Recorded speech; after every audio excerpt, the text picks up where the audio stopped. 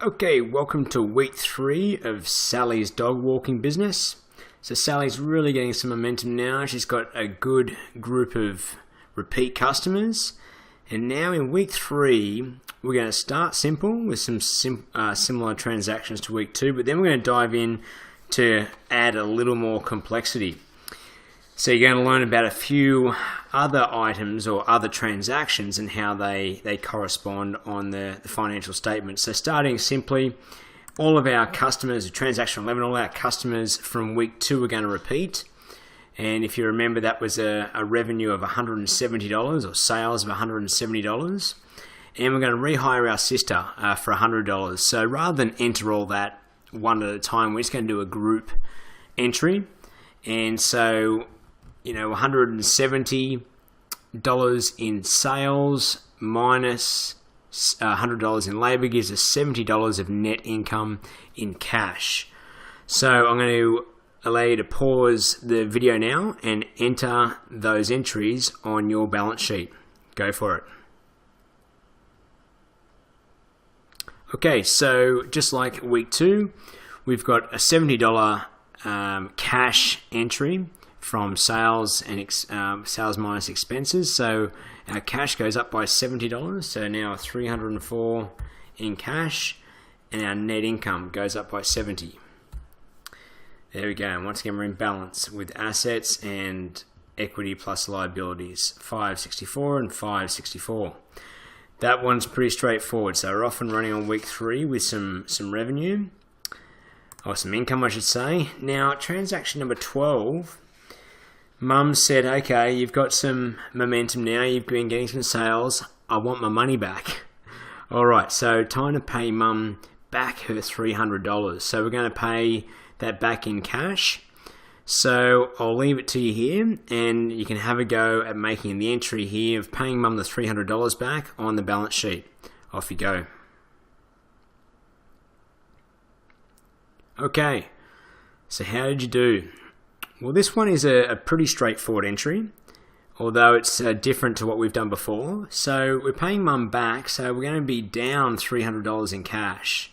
So we're going to be left with $4 in the bank account, and that's going to wipe out Mum's note here. So that's going to go to 0. So our total assets is $264.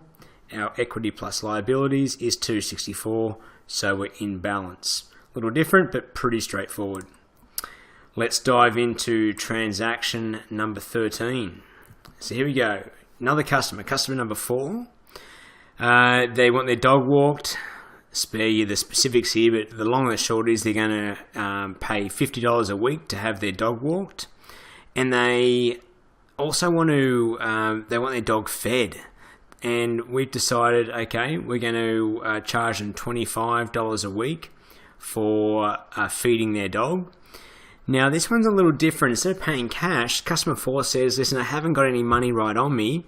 Can I have an IOU? Can I owe you the money? And this is the equivalent in your business when someone places an order, you do all the work and you send them the goods or provide the services, but they don't pay you right away. So this is where we get some accounts receivable. So have a go at doing this one. It's turnover, or an increase in turnover or revenue or sales, however you want to do it, say it, of $75, but it's all on terms. So off you go. Have a go at that one.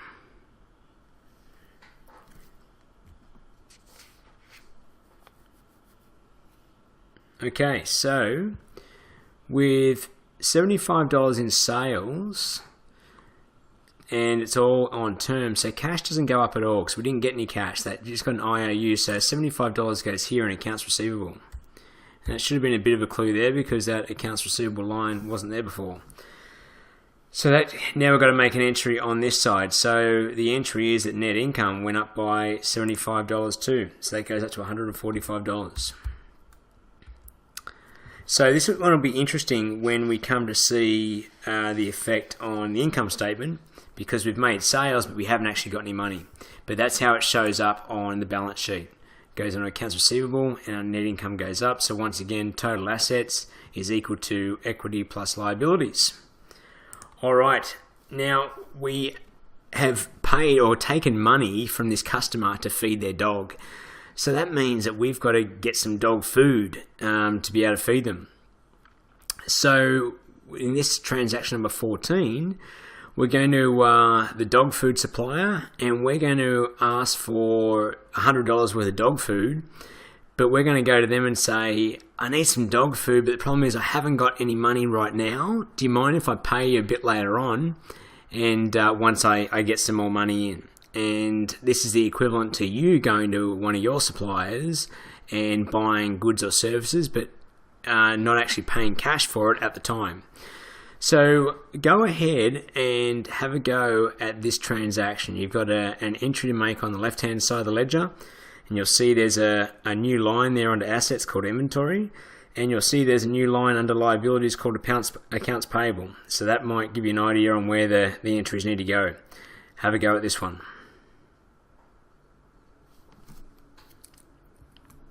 Okay, welcome back. So $100 of inventory. So obviously this is going to go up by $100, the inventory here.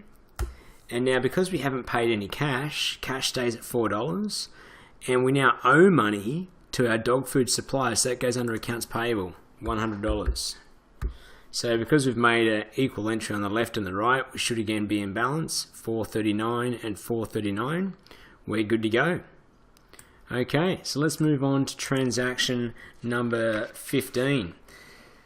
So we have taken money for feeding the dogs, and we have invested in some inventory, but we still owe the dog food supplier for that. Now we're actually going to feed the dogs.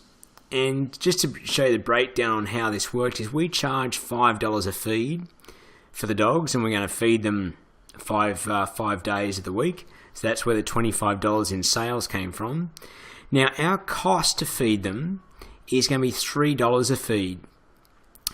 So, you know, we're out of that inventory, we're going to take a small bit of that dog food. We're going to take $3 worth of dog food and feed it to the dog each time we're going to feed them. And to do that, we charge $5 for it. But we're going to make that entry now of actually feeding the dogs and using the inventory on our balance sheet. So 5 days of feeding at $3 per feed in terms of the cost is $15 of inventory used. So this one's a little tricky, but I'll leave you to have a go at making this entry. Okay, so we use $15 worth of inventory. So the first thing we do is our inventory goes down by $15. So that's going to be $85 in inventory. Now we've made a entry on the left-hand side of the ledger. Now we're going to make an entry on the right-hand side of the ledger, and nothing's changed here in liabilities, what we owe people. What has changed is our net income, because we've incurred $15 worth of costs. So that net income goes down by $15 to $130. So now once again we're in balance. Total assets $424, equities plus liability $424. So that's just like really incurring a cost like labour. You know, when you incur a cost in labour, your net income goes down. So here our cost is where inventory gets a little tricky, because we actually invested $100 in inventory, which a lot of people would see that as being a cost, but it's not really. We don't take that as a direct cost right away, because we still get to keep the value of that inventory on our balance sheet, and we only account for it when we actually use it. So here we use $15 of it, and when I say account for it on the income statement. So let's go and have a look at what that looks like. Now on the right hand side here, we've got the summary of what happened throughout the week from a sales point of view, and we'll talk through the expenses that we incurred. So starting with, I'm going to point out your income statement looks a little different on week 3 than it has previously. We've got the 2 different categories here under revenue. We've got walking services and feeding services.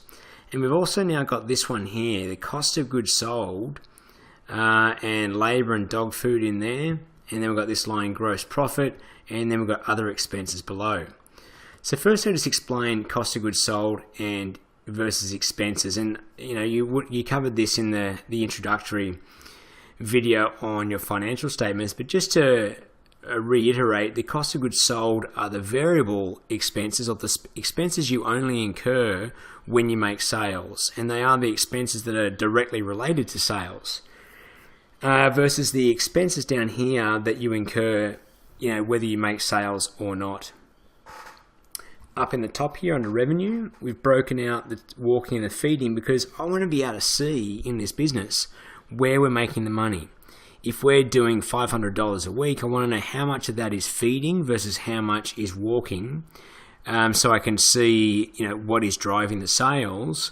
But more importantly, when it comes to feeding, the dog food line here is directly related to the feeding, and I want to be able to see how much we're spending in dog food versus how much we're bringing in sales. That's a very important number to know, because if we don't have enough margin in there, margin meaning if the gap isn't big enough, like if we're getting $100 in revenue and we're spending $90 in food, that only leaves us with $10 left over in gross profit, and that's not a whole lot.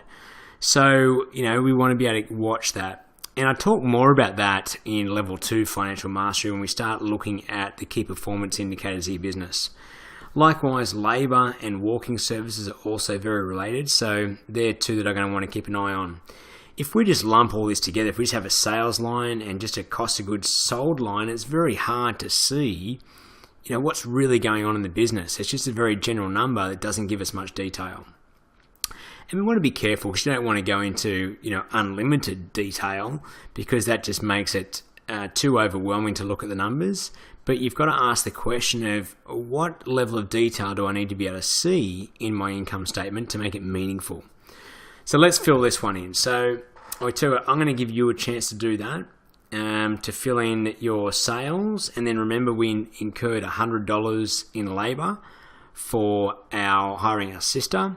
We had some dog food costs. You can go back and put that one in, and then we'll come back and I'll walk you through it.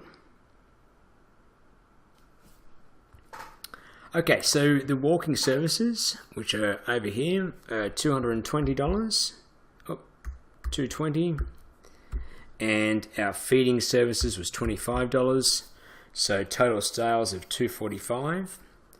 Then we hired our sister for $100. And the dog food was the $15 in inventory that we used, not the $100 of inventory that we bought. So an important lesson here, that your income statement is only recording, in terms of inventory that you physically use, whereas your balance sheet shows you how much inventory you actually bought. And the other important lesson here is that while we have $220 in sales, we actually only got $245 in sales. We only got $170 of cash. So the lesson is that your income statement does not show you how much cash came in. It just shows you, in theory, how much you made, how much you sold. That's why we can't just look at our income statement to see how well we're doing. We've got to be able to look at all the financial statements together. Okay, but we can see here our total sales was $245. Our cost of goods sold was $115. And then this gross profit line here is simply our sales minus our cost of goods sold. So gross profit, and I explain more about that in Financial Mastery Level 2. We haven't incurred any general expenses at this point. So in fact, our gross profit equals our net income. Now let's take a look at our statement of cash flows. So up until this point, this document has been quite simple, and you could almost say meaningless. No, I shouldn't say that. It is meaningful, but it hasn't been that complex, and you'll start to see that it starts to become more interesting as we get a little more sophisticated in the things we're recording.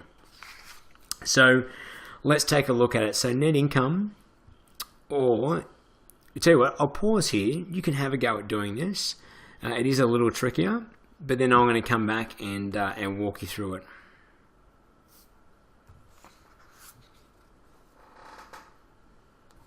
Okay, so let's see how you did there. Net income, well, we can simply go back to either our income statement to look at net income, or our balance sheet to look at net income. So we know that net income was $130. Changes in accounts receivable. So to work this one out, little clue here that I've got in red to start off with, but we need to, where it says changes in accounts receivable, changes in accounts payable, changes in inventory, we need to go and look at how is the balance sheet at the beginning of the period compared to how is the balance sheet at the end of the period. So if we go back to our balance sheet at the end of last period, there was no accounts receivable. There's nothing there. And if we look at our balance sheet at the end of this period, we've got accounts receivable of $75. So there's accounts receivable has gone up in value. Now that means it's bad for cash.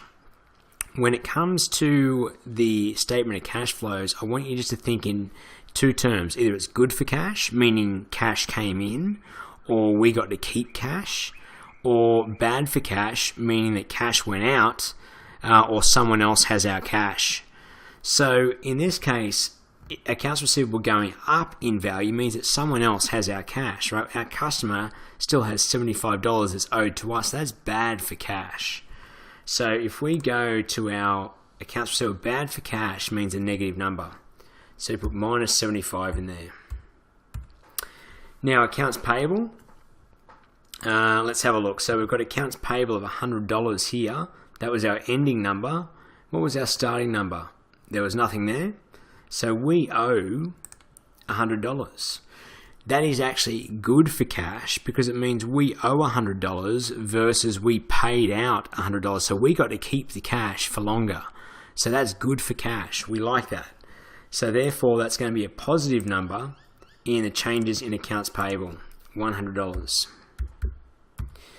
If it was the case where we started with $100 and we paid off that debt and we ended with $0, that would be bad for cash because cash went out. So that would be a negative number in there. It wasn't this case. We got to keep the $100 for longer, so that's good for cash. Now, changes in inventory. Let's have a look at our inventory at the beginning of the period. Well, there was none. And inventory at the end of the period, there was $85. So that means that change in inventory was bad for cash because we paid money out to get inventory in, minus 85. Now you might be saying that, well, we didn't actually pay money. We didn't, but that's accounted for up here in the accounts payable. We don't look at, when you're looking at inventory, we don't look at whether we paid money for it or not. We're just simply looking at, did it go up or down? And in this case, inventory went up, which means it's bad for cash. Okay, lots of inventory is bad for cash. Getting rid of inventory means you're making sales or selling it off. That's good for cash, means you're getting money in. So we can see here that our operating cash flow, net operating cash flow was $70. So from all our buying and selling of stuff, in terms of operations, we ended up with an extra $70 in our bank account. Now again, we can take a look, just to jump ahead, to double check our entries here by looking at the cash at the beginning of the period, which was $234, and we know that by looking at our ending balance sheet here, which was this our ending balance sheet from week 2. Ending balance sheet for week 2 is the same as beginning balance sheet for week 3. So 234, so we know that, we know that is right, 234. And if we go to our balance sheet, our ending balance sheet for week 3, we know cash is $4. So we know that that's got to end up at $4, that ending cash. So we know we must still have some to do. So investing cash flow, did we buy any assets or sell any assets in week 3? No, we did not. So that one remains at 0. Financing cash flow, did we borrow any money or pay back any money? Yes, we did. We didn't borrow any money, but we paid back Mum. We paid back her the $300. So that's cash going out back to Mum, so that's bad for cash. So that one's minus 300. So therefore, no funds were distributed, no funds were invested. So net financing cash flow is minus 300. So overall, our net change in cash, like how much cash, the difference between our starting and ending cash was $230. So we can see here we started with $234, we ended with $4. So really good example there on, we made $130 in income in that week 3, but somehow we turned $130 in income into minus $230 in cash. And this is what happens in businesses all the time. The net income never, or very, very rarely, equals the cash. Okay, so let's have a look at our end of week 3. We get to roll up our earnings. So I'm going to leave you to do this one. It's the third time we've done this. So go ahead and roll up the earnings to complete week 3. Okay, rolling up the earnings for week 3 is simply taking our net income here and rolling it up into retained earnings. So net income is going to go to 0, and retained earnings is going to go to 224, and just check off and make sure that total assets equals equity plus liabilities. Awesome. And that completes week 3. Get ready to dive into week 4.